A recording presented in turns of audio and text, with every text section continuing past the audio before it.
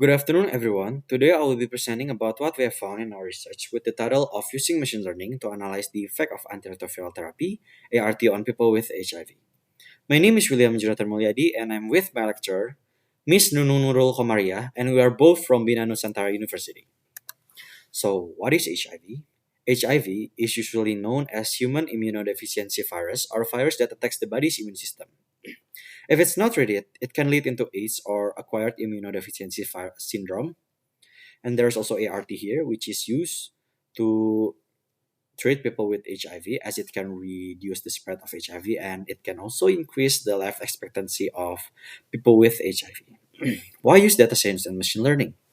Data science itself is used to predict outcomes in the future from existing data before models and diagrams are created by by showing patterns, trends, and relationship by using machine learning. By knowing this pattern, trends, and relationship, you can then create and conclude a hypothesis about a topic. And how many data are collected? So we collected about 11 year in period and among 75 countries of data. And the machine learning algorithm that are used are KNN algorithm or K nearest neighbor algorithm, random forest, XGBoost, decision tree, logistic regression, support vector machine, and k-means clustering.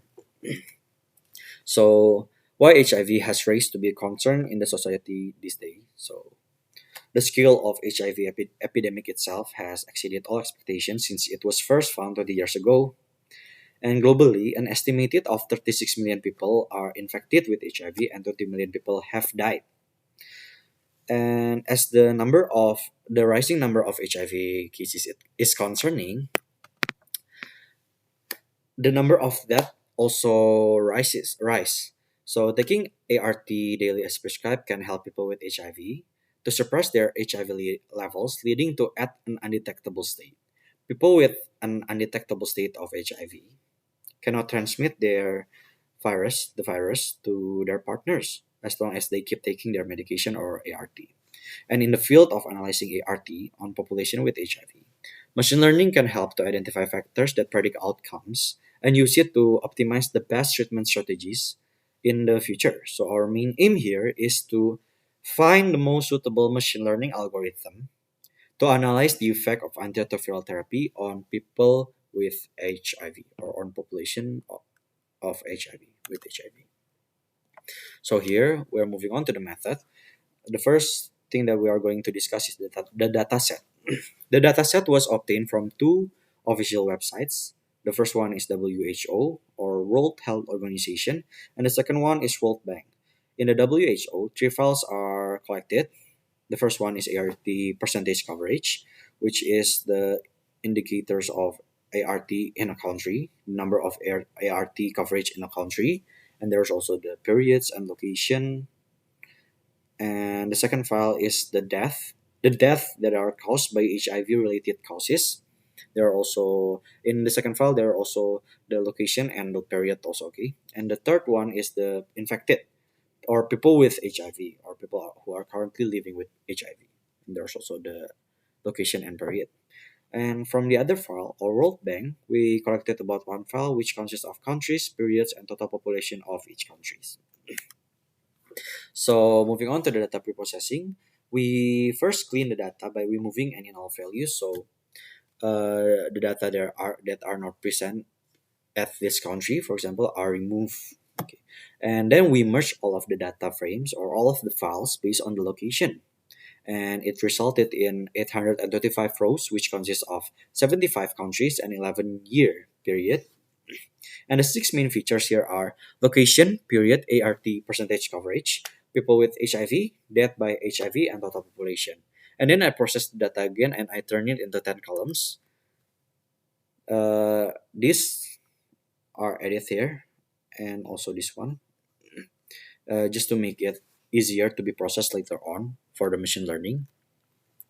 Then moving on to the machine learning algorithm, I'm going to discuss about the pipeline research graph that we make to show how the data is processed. So the first thing that we do is extract data from the data set. So extract the relevant data from the data set, and then we choose whether we want to do supervised or unsupervised. So first we are moving on to the supervised. So determine the target and feature. So we have to determine which column is the target and which column is the feature. Then do the splitting ratio between the so we can have the testing data and training data later on, and then call the library and the function of supervised machine learning algorithm, and don't forget to input the threshold. Then we calculate the accuracy, precision, and recall, and also F1. Then we evaluate and compare between one machine learning and other machine learning. And as for the unsupervised machine learning algorithm, we determine the features for clustering, then call the library and the function, then input the threshold. And in this case, we use k-means clustering. So the library is k-means clustering. Then we plot the graph and analyze the resulted cluster. Search for the pattern in each cluster and conclude. In this research, we use Pearson correlation coefficient R values to analyze the result. Moving on to the next. So several machine learning techniques are used to find the most suitable one to predict the effect. So the supervised machine learning are used are here as stated, and you might notice that there is an ensemble method here. So ensemble method is basically several list of uh, supervised machine learning algorithm that we combine. It's basically like averaging method just to improve our result. And okay, I'm going to discuss about how we process the data in the supervised machine learning technique. So in the supervised machine learning technique, we made a new column called index, where if the column alive percentage is bigger than 96, it is categorized as big, and if it's lower than 96, it is categorized as small. Then the index is made as the target attribute. Meanwhile, for the features, we use the column ART percentage and people with HIV. As for the assemble method, we use it on the same features but different targets. So the target are alive percentage and death percentage. For deeper analysis, we also implement the k-means clustering in order to identify groups with similar objects within the same dataset with two or more variables quantities. And in our clustering method, there are five features that are used. The first one is alive percentage, death percentage, ART percentage, people with HIV, and total population. And here is the setting of model hyperparameters that we use, or you can say it is the threshold that we input. As for the evaluation technique, in this study, we use the standard classification evaluation technique by measuring the accuracy, precision, recall, and F1 score. Data was divided into two parts with the ratio of 66.7% for the training data and 33.3% for the testing data. As for the two assemble method, the experiments were done 5 times, and we took the average result. As for the clustering, we plot two different clusters into scatter plots and identify which countries is in cluster 1, which countries is in cluster 2. Then we measure each of the cluster Pearson correlation value or R values.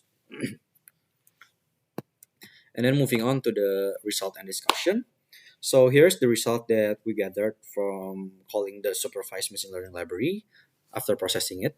And as you can see here, the accuracy is all above 75, and the highest one is achieved by XGBoost and Random Forest. So the supervised machine learning overall worked out as it has a high accuracy. And as for the K-means algorithm result, so it resulted in two clusters, and here's the first cluster and the second cluster. It is uh,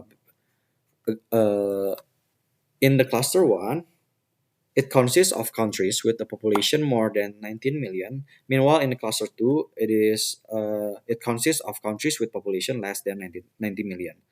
And to analyze the correlation between ART percentage and death percentage, Pearson correlation coefficient values is calculated. And for the cluster 1, it resulted in minus 0.652, and in cluster 2, it resulted in minus 0.316. moving on to the conclusion. In this study, we have explored the effect of ART coverage on people with HIV. The study was performed over an 11-year period and 75 countries. Our results have shown that all the supervised machine learning algorithm have worked, as it has an accuracy higher than 75%. And one that works the best are XGBoost and Random Forest, as they have the highest accuracy, about 90%. As for the clustering, we use k-means clustering, and it shows a clear result of two different clusters. The first cluster has a higher population and it has a higher Pearson correlation coefficient R value, meaning that a higher total population means a stronger negative relationship between the ART percentage and the death percentage. In the future, we can also include the GDP of each country to analyze whether it has an effect on number of people with HIV, with the mortality rate, and the number of ART coverage. We can also use other machine learning algorithm to then we might found the more suitable or more optimum one. Okay, so that is all. Thank you for listening and paying attention. I hope this research can be useful and have a great day. And please ask if there are any questions. Thank you.